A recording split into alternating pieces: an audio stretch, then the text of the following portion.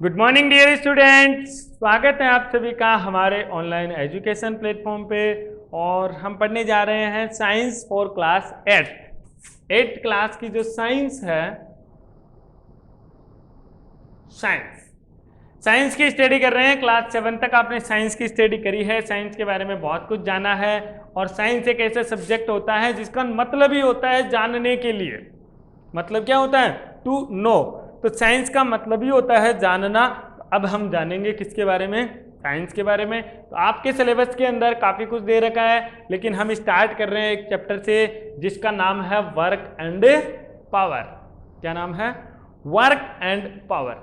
So work and power जो chapter है, इसमें कुछ ऐसी ऐसी बातें हैं जो आप डेली लाइफ में यूज करते हो। वर्क के बारे में पढ़ते हो कि भाई वर्क क्या होता है। देखो, घर वाले आपको बोलते हैं काम करने के लिए, बेटा काम करो, बेटा ये करो, बेटा वो करो, तो वो क्या है? वर्क होता है। टीचर जो होते हैं आपको देते हैं HW, मतलब होम वर्क। घर के लिए जो क्या करना है? वर्क करना है। क्लास के लिए होते हैं CW, क्लास वर्क। ये जो वर्क है अब तक जिंदगी के अंदर चलता आ रहा है, वर्क वर्क वर्क वर्क। ये वर्क होता क्या है? और आज आपको मैं बताऊंगा जो आप वर्क करते हो वो वर्क नहीं होता है, वो कुछ और होता है।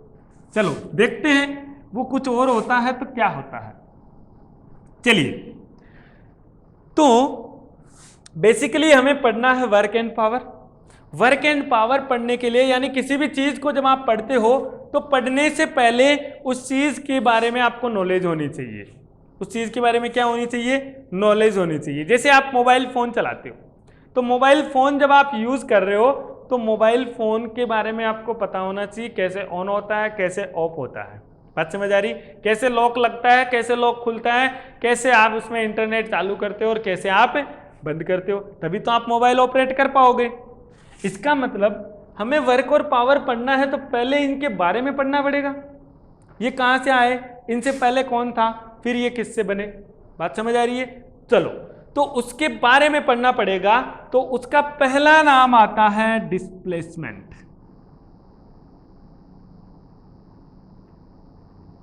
क्या नाम आता है? डिस्प्लेसमेंट। डिस्प्लेसमेंट क्या होता है? कभी पढ़ा है डिस्प्लेसमेंट? शायद पढ़ा है। अगर आपने डिस्प्लेसमेंट कहीं पर भी पढ़ा है तो आपने पढ़ा होगा या तो डिस्टेंस के बारे में। किसके बारे में पढ़ा है? डिस्टेंस के बारे में। या फिर आपने देखा होगा डिस्प्लेसमेंट लिखा मिलता है। मैं आप लोगों के लिए एक इजीनेस बनाता हूं। आप अभी तक ये मान सकते हो दोनों एक ही होते हैं। क्या मान सकते हो? दोनों एक ही होते हैं, लेकिन दोनों एक नहीं होते हैं। ध्यान रखना, अभी बता रहा हूं, दोनों अलग अलग होते हैं। दोनों क्वांटिटी अलग अलग है, मतलब एक ही रहता है लेकिन दोनों क्वांटिटी अलग अलग है। डिस्टेंस जो होती है इसको हम स्केलर से रिप्रेजेंट करते हैं। किससे रिप्रेजेंट करते हैं? स्केलर क्वांटिटी बोलते हैं। इसको हम वेक्टर क्वांटिटी बोलते हैं। क्या बोलते हैं? वेक्टर क्वांटिटी बोलते हैं। ये बात अभी के लिए इतनी इंपॉर्टेंट नहीं है क्योंकि ये आपकी 9th क्लास में आएगा। अभी सिर्फ आप ध्यान दो, वेक्टर का मतलब है कि डिस्प्लेसमेंट के पास डायरेक्शन होगा। क्या होगा? डायरेक्शन होगा। स्केलर जो भी होगा उसके पास डायरेक्शन नहीं होगा, यानी एक पर्टिकुलर डायरेक्शन होता है तो उसको हम वेक्टर कह देते हैं, और डायरेक्शन नहीं होता तो उसको हम क्या कह देते हैं? स्केलर कर देते हैं। बात समझ आ रही है? तो यहां पर हमें इससे कोई मतलब नहीं है, हमें मतलब किससे है? डिस्प्लेसमेंट से। तो डिस्प्लेसमेंट क्या होता है? डिस्प्लेसमेंट होता है, वही देखो, इधर देखो, ये क्या दिख रहा है आपको?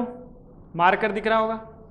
मार्कर दिख रहा है। इस मार्कर को मैंने यहां बोर्ड पे लगाया, लगा करके इसके ऊपर ये हाथ रख दिया। अब हाथ को मैं क्या लगाऊंगा? एक हाथ के ऊपर फोर्स अप्लाई करूंगा, मतलब हाथ को मैं जोर से दबाऊंगा, पुश करूंगा। क्या करूंगा? पुश करूंगा। पुश करूंगा तो क्या होगा? ये मार्कर आगे की तरफ चल रहा है। अरे बोलो, आगे की तरफ चल रहा है कि नहीं चल रहा है? इसका मतलब क्या हुआ? अब मार्कर यहां पहुंच चुका है। पहले मार्कर यहां था। जब मार्कर यहां था तो इसको मैं बोल देता हूं ये कौन सा पॉइंट है? ए पॉइंट है। कौन सा पॉइंट है? ए पॉइंट है। जब मार्कर इस जगह पहुंच चुका है तो इसको हम बोल देते हैं, ये पॉइंट कौन सा है, बी पॉइंट है। ये ए पॉइंट था, ये बी पॉइंट है।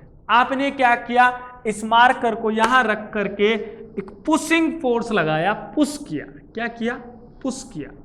तो जब आपने इसको पुश किया, दबाया, तो ये यहां से चालू होकर के यहां पहुंच गया।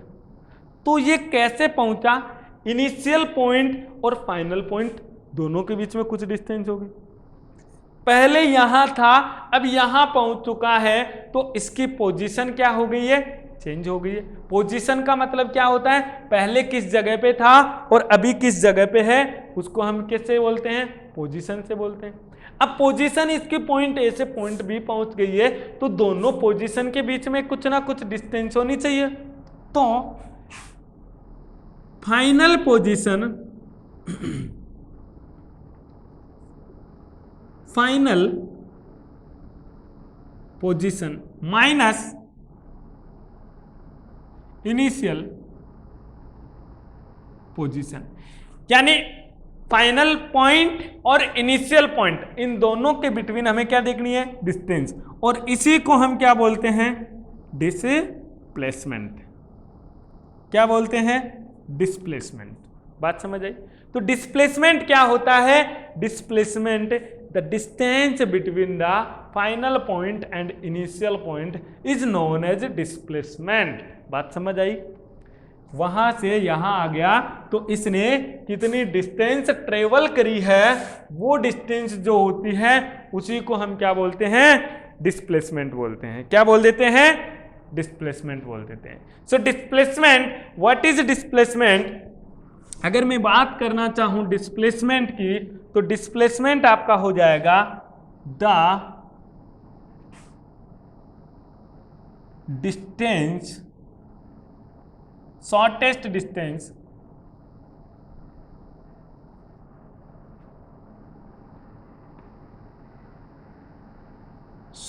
Distance between final point and initial point. Final point और इनिशियल पॉइंट, इन दोनों के बीच में जो भी डिस्टेंस होगी उसी को हम क्या बोलते हैं, इज नोन एज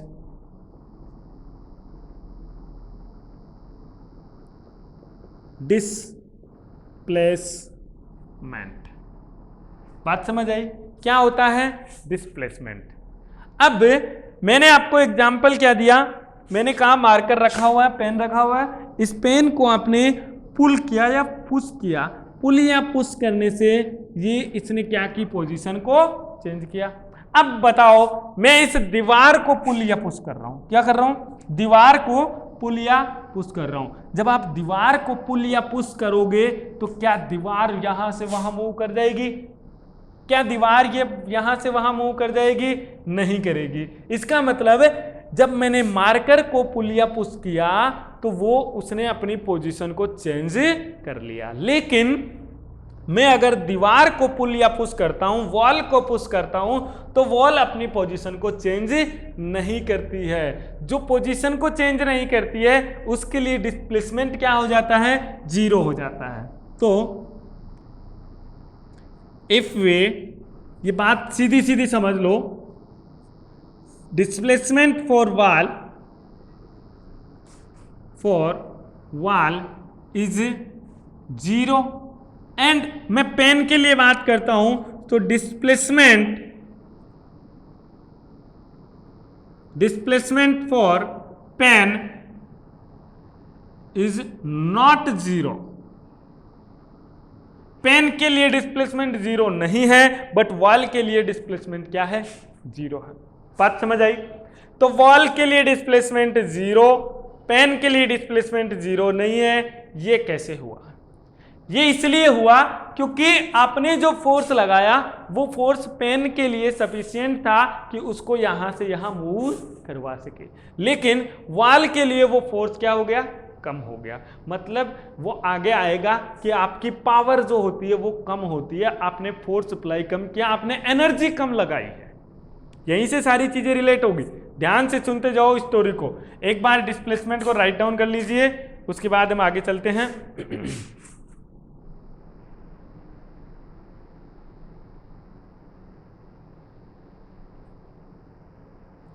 चलिए, हमने देखा है कि डिस्प्लेसमेंट किसके केस में, वॉल के केस में 0 था, पेन के केस में होता है। और इसकी अगर आप यूनिट की बात करते हो तो unit of displacement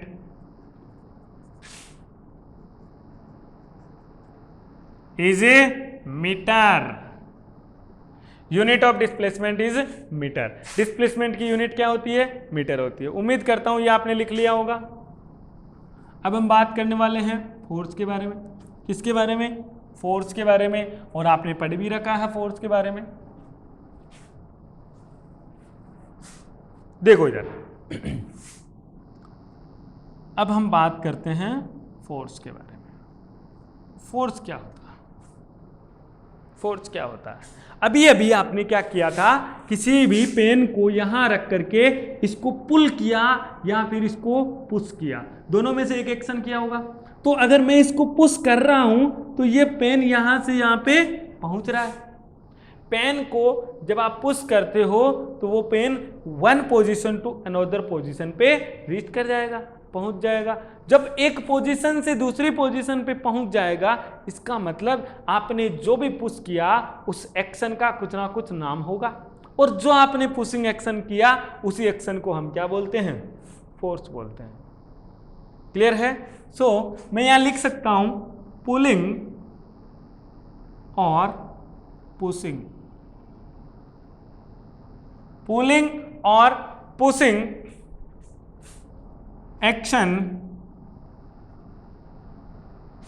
to get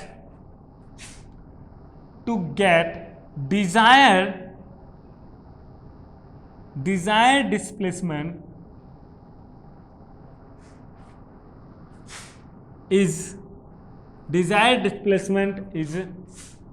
known as force. बात समझ आ गई, फोर्स। और ये फोर्स जो था उसका इन्वेंशन किसने किया था, न्यूटन ने। आपने कहानी सुनी होगी कि न्यूटन जो था वो बैठा था सेव के पेड़ के नीचे और ऊपर से एक सेव गिरा तो उसने बोला ग्रेविटेशनल फोर्स है, और उसने पूरे के पूरे फोर्स के ऊपर स्टडी करना शुरू कर दिया कि कोई एक ऐसा पावर है, सुपीरियर पावर है, that is pulling the Apple downward. Clear है। पेड़ से एप्पल नीचे ही क्यों आया, ऊपर या किसी अनदर डायरेक्शन में क्यों नहीं गया, तो उसके लिए उसने एक्शन किया था। और इसी के नाम पे इसकी यूनिट रखी थी क्या, न्यूटन। क्लियर है। तो it represented bye F. It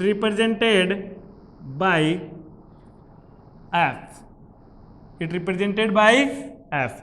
unit of force, unit of force is Newton. Unit क्या होती है, न्यूटन होती है। यही चीजें हैं फोर्स के बारे में। लिखिए एक बार इस फोर्स को, उसके बाद चलते हैं हम आगे।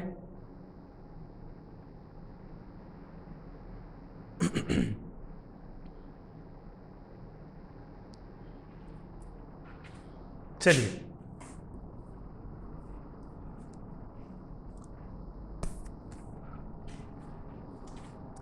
आप लोग कहोगे सर हम तो वर्क पढ़ रहे थे, बीच में ही कहां से फोर्स आ गया, डिस्प्लेसमेंट आ गया। देखो इधर आपने क्या किया, अब हम पढ़ने जा रहे हैं वर्क। आपने क्या किया, एक पेन था, इस पेन के ऊपर फोर्स लगाया। क्या लगाया, फोर्स लगाया। इस पेन के ऊपर मैं फोर्स लगाऊंगा तो ये क्या कर जाएगा, डिस्प्लेस्ड कर जाएगा। क्या कर जाएगा, डिस्प्लेस्ड कर जाएगा। Whenever we apply a force to any object, it displaced from its initial position to final position. Clear है। जब भी हम फोर्स अप्लाई करेंगे किसी ऑब्जेक्ट पर तो वो ऑब्जेक्ट फाइनल पोजीशन से इनिशियल पोजीशन से फाइनल पोजीशन पे डिस्प्लेस्ड कर जाएगा। बात समझ आई। तो वो जो डिस्प्लेसमेंट हुआ, उस डिस्प्लेसमेंट के लिए आपने क्या अप्लाई किया था, फोर्स अप्लाई किया था। आप अगर फोर्स अप्लाई नहीं करते तो डिस्प्लेसमेंट होता नहीं होता। बात समझ आ रही है? तो आपको बोला जाता है कि भाई तुम यहां से लेकर के इस मार्कर को या इस पेन को यहां से लेकर के यहां रख दो। तो क्या कर रहे हो आप? इस मार्कर के ऊपर फोर्स लगा रहे हो ताकि ये यहां चला जाए। बात समझ आ रही हो? ये आपका वर्क था और इसी से डिफाइंड होता है वर्क। और वर्क को डिफाइन करने के लिए दो चीजों की रिक्वायरमेंट होती है, और दो चीजें कौन कौन सी है? डिस्प्लेसमेंट और फोर्स होती है। क्या होती है? डिस्प्लेसमेंट और फोर्स होती है। तो बेसिकली अगर आपको वर्क लिखना है तो वर्क क्या होता है? वर्क क्या होता है? देखो, W से रिप्रेजेंट करते हैं, आपने फोर्स लगाया और उसके साथ में कुछ ना कुछ क्या हुआ? डिस्प्लेसमेंट हुआ। फोर्स लगाया और डिस्प्लेसमेंट हुआ, दोनों का जो मल्टीप्लिकेशन है, दोनों का मल्टीप्लिकेशन है, उसी को हम बोलते हैं work done by any object. Clear है? क्लियर है? चलो, the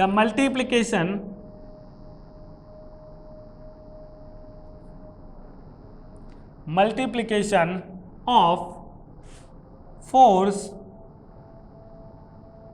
with the displacement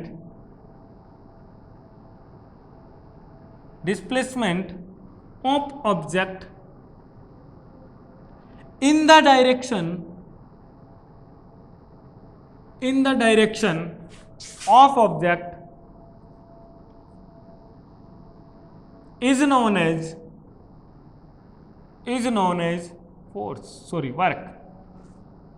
as work. कहने का मतलब क्या है? Multiplication of force. किसका मल्टीप्लिकेशन? फोर्स। किसके साथ? डिस्प्लेसमेंट के साथ। इन द डायरेक्शन ऑफ ऑब्जेक्ट। ये बात आपको समझ आएगी जब आप हायर क्लासेज में पहुंचोगे। अभी आपको इस चीज के बारे में इतना फील नहीं होगा, लेकिन ध्यान रखना, वर्क तभी होगा जब आप फोर्स जिस डायरेक्शन में लगा रहे हो, डिस्प्लेसमेंट भी उसी डायरेक्शन में होता है, तभी वहां वर्क होता है, अदरवाइज वर्क नहीं होगा। बात समझ आ रही है? चलो, तो in the direction of object is known as work. It represented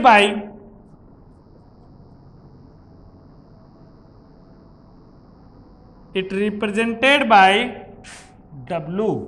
किससे रिप्रेजेंट किया जाता है? W से। So W is equal to क्या होना चाहिए? Force multiply S, F multiply S, where F is equal to क्या है? फोर्स है। S इज इक्वल टू क्या है? डिस्प्लेसमेंट है। क्या है? डिस्प्लेसमेंट है। कहने का मतलब वर्क निकालना है तो फोर्स और डिस्प्लेसमेंट को मल्टीप्लाई करना पड़ेगा, और दोनों का जो मल्टीप्लिकेशन होता है, दोनों का जो प्रोडक्ट होता है, वो प्रोडक्ट क्या होता है? वर्क होता है। क्लियर है? यूनिट की अगर मैं बात करूं तो यूनिट इसकी होती है जूल।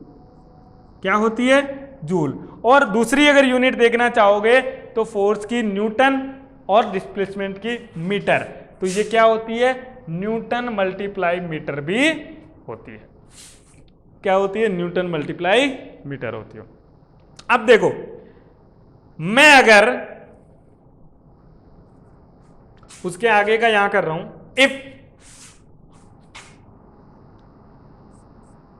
इफ मैंने पहले क्या किया? मार्कर के ऊपर फोर्स लगाया था, displacement of pen not equal to 0 था, तो वर्क डन भी 0 के इक्वल नहीं होगा। क्लियर है? इफ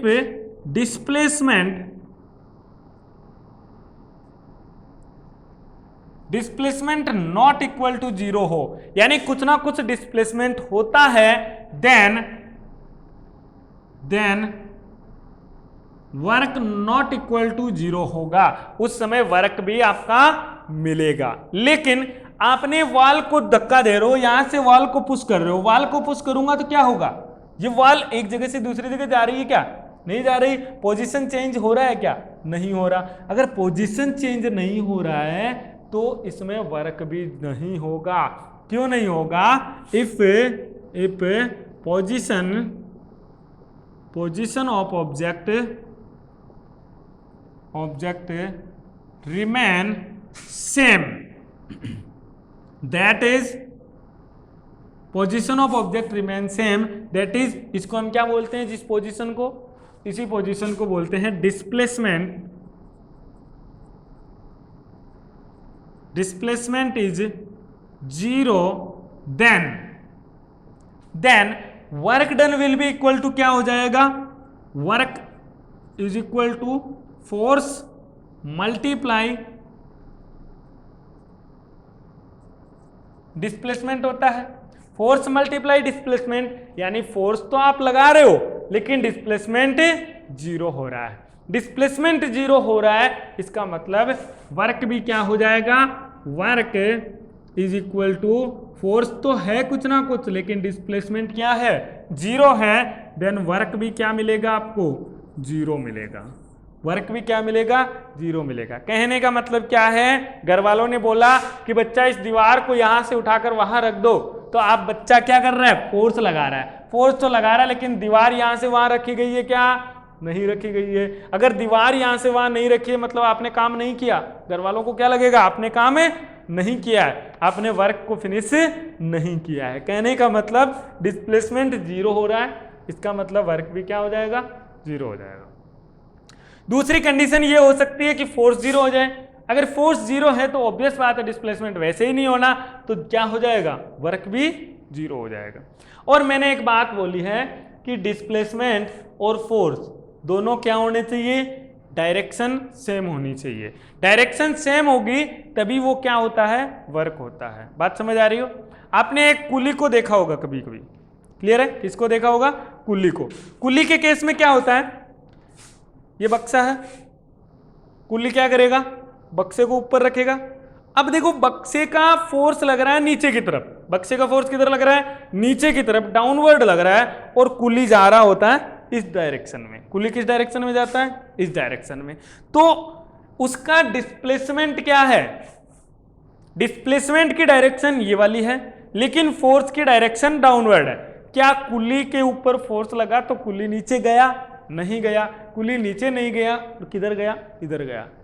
तब उस कंडीशन में वर्क डन इक्वल टू क्या होता है, 0 होता है। वर्क डन क्या होता है, 0 होता है। ये आप हायर क्लासेस के अंदर वैसे भी इजीली अंडरस्टैंड कर सकते हैं। तो चलिए एक बार लिख लीजिए, इसको जल्दी से राइट डाउन करो।